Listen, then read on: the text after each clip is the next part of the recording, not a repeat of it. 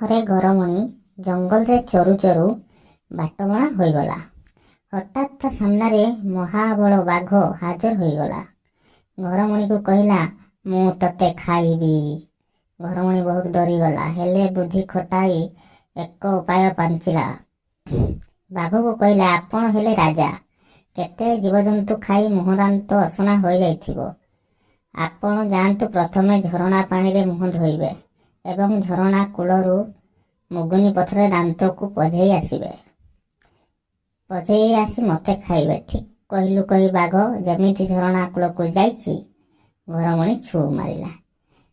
ହେଲେ ଯାଉ ଯାଉ ସନ୍ଧ୍ୟା ହୋଇଗଲା ଏବଂ ଘରମଣି ଗୋଟିଏ ଗୁମ୍ଫାରେ ଆଶ୍ରୟ ନେଲା। ସେଇଟା ଥିଲା ସିଂହର ଘର। ସିଂହ ଯେମିତି ଗୁମ୍ଫାରେ ପଶିଛି ଦେଖିଲା, ଅନ୍ଧାରରେ ଆଖି ଦୁଇଟା ଚିକ୍ ଚିକ୍ କରୁଛି। ଗର୍ଜନ କରି ପଚାରିଲା, କିଏ ରେ ତୁ?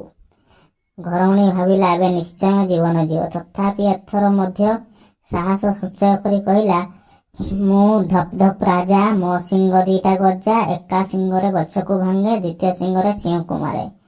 ଏହା ଶୁଣି ସିଂହ ପ୍ରାଣ ବିକଳରେ ହଠାତ୍ ସେଠାରୁ ଯାଇ ଆଉ 5ଟା ସିଂହକୁ ଧରି ଆସିଲା। ତାଙ୍କ ଗର୍ଜନରେ ଗୁମ୍ଫା ଥରି ଉଠୁଥାଏ। ଘରମଣି ଛାତିକୁ ଦମ୍ଭ କରି କହିଲା, ଏ ସିଂହ, ତତେ 10ଟା ସିଂହ ଆଣିବୁ କହିଥିଲି, ତୁ କ'ଣ 5ଟା ଆଣିଛୁ? ଆସ, ତତେ ଆଗ ଖାଇବି।